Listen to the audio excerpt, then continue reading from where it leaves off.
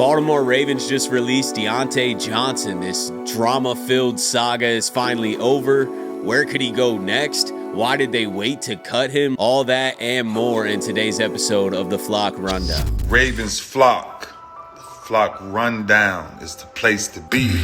Motionless brainwaves attempt to swim their way to sense, can't tame the untamed. Appreciate you, Ray. What's up, Ravens fans? My name is Ryan, and welcome back to another episode of the Flock Rundown. So the Ravens finally cut Diontae Johnson.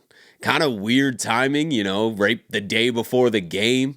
And I feel like if they were going to cut him, they would have cut him weeks ago.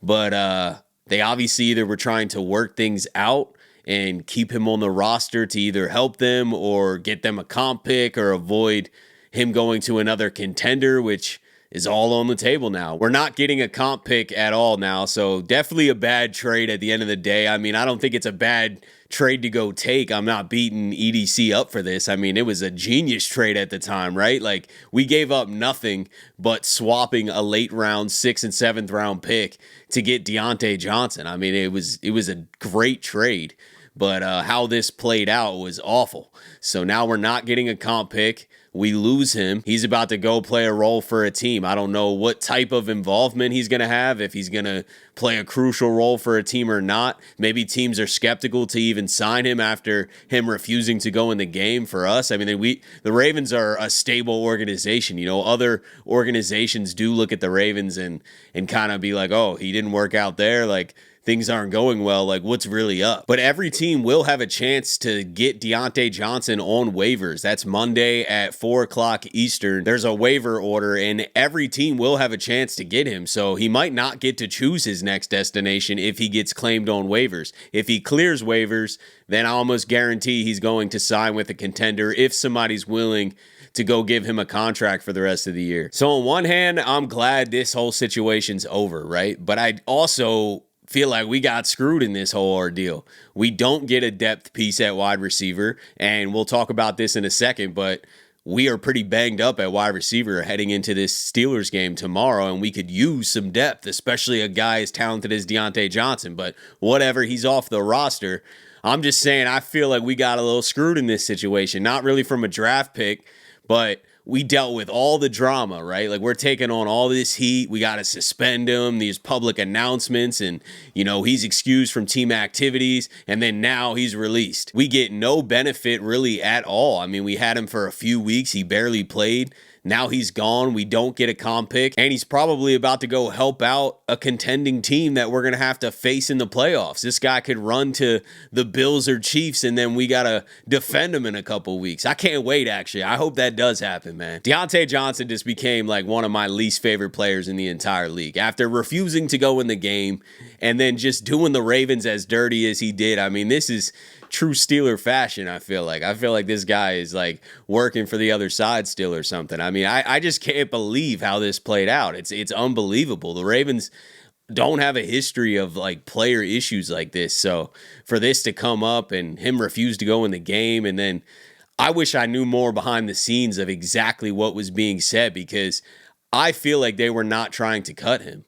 I mean, why would you suspend him then? And then why would you make an announcement that he's excused from team activities? Why are you waiting to cut him? That doesn't make sense unless there's something I'm missing. Like, why does it take so long to cut him if that was your plan? I feel like that wasn't the plan. I feel like they were trying to keep him as much as they could, and things got worse or something happened because he's getting cut now the day before the game. And Diontae would have had every chance in the world to go play and get a ton of playing time and a ton of targets and really make an impact for this team, especially in a game like tomorrow, because Aguilar's already ruled out. They downgraded him from doubtful to out with that concussion. And then Rashod Bateman hurt his foot at practice on Wednesday, ended up being limited, and then on Thursday didn't practice at all. He was seen in the locker room with a walking boot. The good news on the Bateman injury is last night, Albert Breer on NFL Network was saying that it's not serious and the tests were negative and it's less serious than they originally had thought, and that the walking boot was just precautionary. So I think Bateman really has a chance to play tomorrow. I wouldn't be shocked if he's out, but but I wouldn't be shocked if he plays either after hearing that news. And the fact that the Ravens only elevated Anthony Miller from the practice squad, I think bodes very well for Bateman's chances to play tomorrow. The Ravens activated Desmond King, who we know is our new punt returner and secondary depth. And then they also activated wide receiver Anthony Miller. So the fact that that's the only wide receiver we activated off the practice squad bodes well that we will have more guys available, right? Because it's only Zay, Tylan Wallace, Tez Walker, Anthony Miller. Like, we can't activate anyone else. Like, that's the receiving core. So I would imagine Bateman plays and we'll go with 5 wide receivers. I'd be shocked if that didn't happen. I think that this foot injury was a scare for sure, but it seems like everything's okay. And the Ravens also activated TJ Tampa, so we might see him play some cornerback or special teams in this game, which would be exciting. And then on the Steelers front, we haven't talked about it since the preview episode because I did that a day before all these injuries, so I'll kind of update things on that end. But the Steelers front, Pickens is officially out. Justin Fields is officially out. And then today they downgraded Deshaun Elliott from doubtful to out. So they'll be without all 3 of those guys. Watt's not even on the injury report, so he's straight. He's definitely going.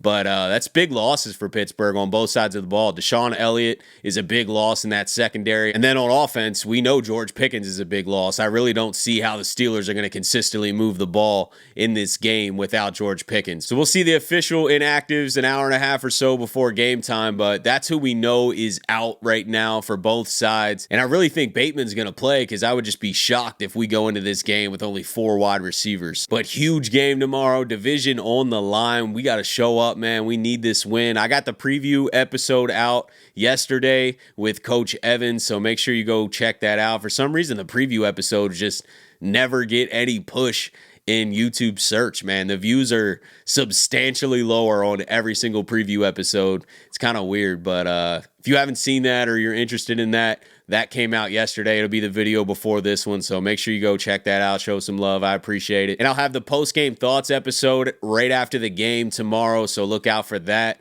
And hopefully we're celebrating, man. We definitely need this win. But I appreciate you guys, as always, for tuning in to another episode of the Flock Rundown. Have a beautiful rest of your day.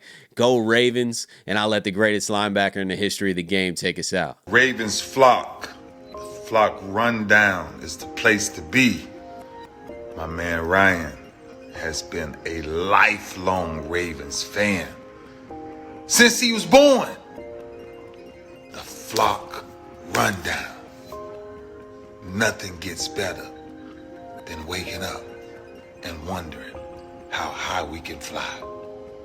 Tune in. Motionless brainwaves attempt to swim their way to sense, can't tame the untamed. Ravens, Steelers. Can Pittsburgh come to the bank and take the North? Or will the Ravens hit back and stay at the top of the AFC race? This is a game preview episode featuring Coach Evans from Sip to Tally Films. Let's dive into it. Finish him!